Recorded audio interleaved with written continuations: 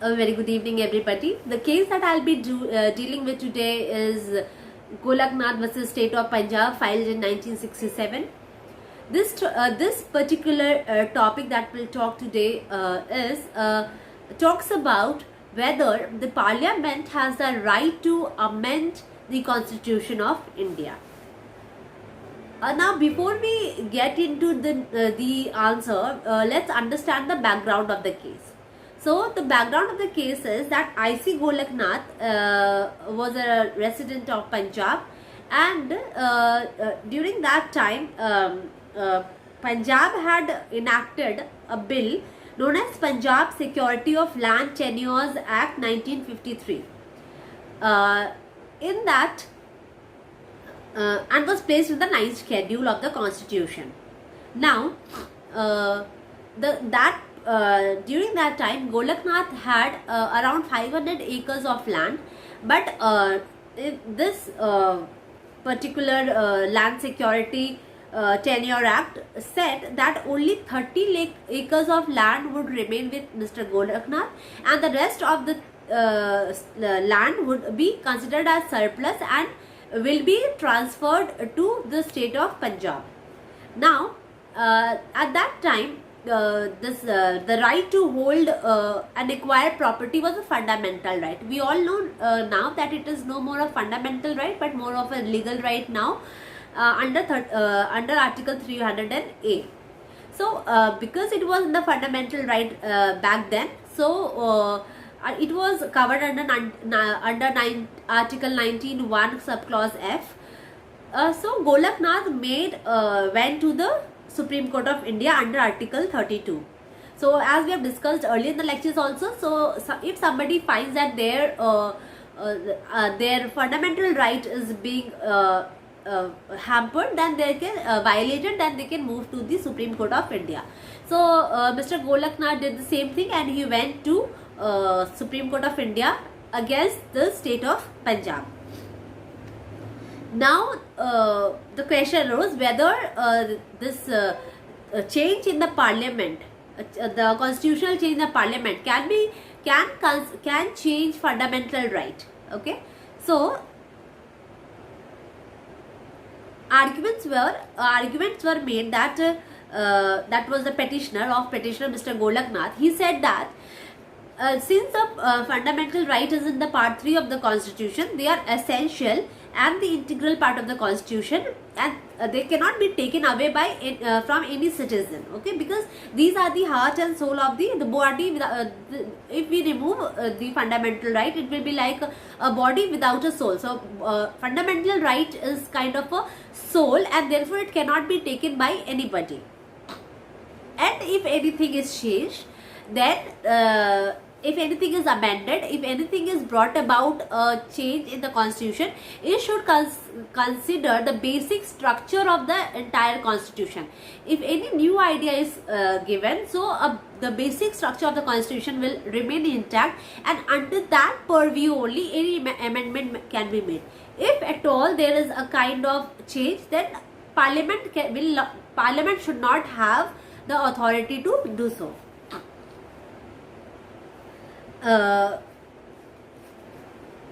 And he also said that because any law which violates the fundamental right under part 3 should be considered unconstitutional. Now, the state of Punjab said that power to amend the Constitution is an exercising of a sovereign power, and because we need a change in the society, and if the change in the society is to be made, then obviously there should be a change in the Constitution. So therefore, to change the society, they have brought about this act, and therefore it should be accepted by everybody. So what happened was that Supreme Court heard them, and then a judgment was brought. Though we know what is very interesting about these cases is that when you go to the judgment of Supreme Court, you will see that how their judgment keeps on changing. So for some cases their judgment is different, and for the different cases with the same criteria, that their understanding changes and they completely give a different form of judgment. So we'll see that if we will read about Shankar Prasad versus Union of India and Sajjan Singh versus State of Rajasthan. They are kind of in those cases Constitution has said that no part of our constitution was unamendable. So Supreme Court had said that you can any, like in the constitution, any part of the constitution can be amended. So the parliament by passing a constitution amendment act under article 368, which gives parliament a power to amend the constitution, a parliament can change anything inside the constitution. So in the Goraknath case, the Supreme Court overruled its own decision and said that fundamental rights, because they are provided in Part 3 of the Constitution, they are not subjected to change by the simple process of the Parliament. So if anything is to be amended from from Part 3 of the Constitution, that is from the fundamental rights, then of course there will be a formation of a new constituent assembly, and only then any changes can be made. So any mere law by this parliament cannot be done.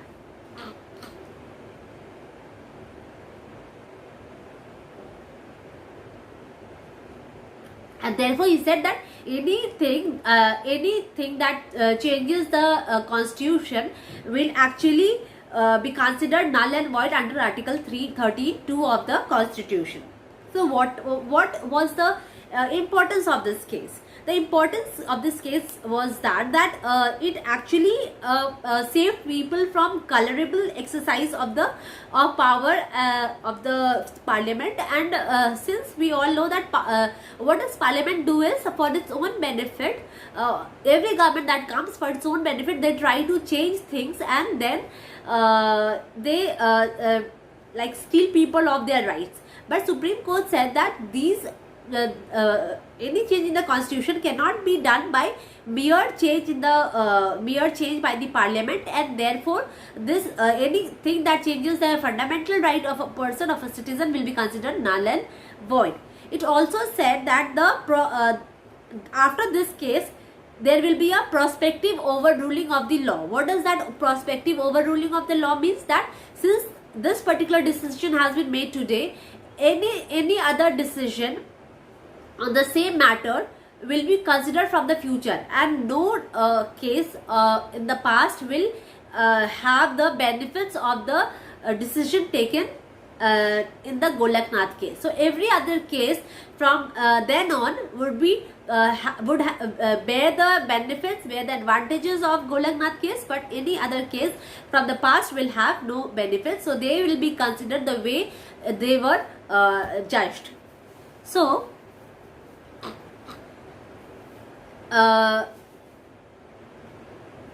was this 24th amendment made, and this said that amendment of the constitution passed under Article 368 will not be considered as law under the meaning of Article 13. Okay, so it won't be if there is any change, it would not become a law directly, and there will be, if anything has to be made as law, then there will be a new constituent assembly for the same, and then only things can be introduced.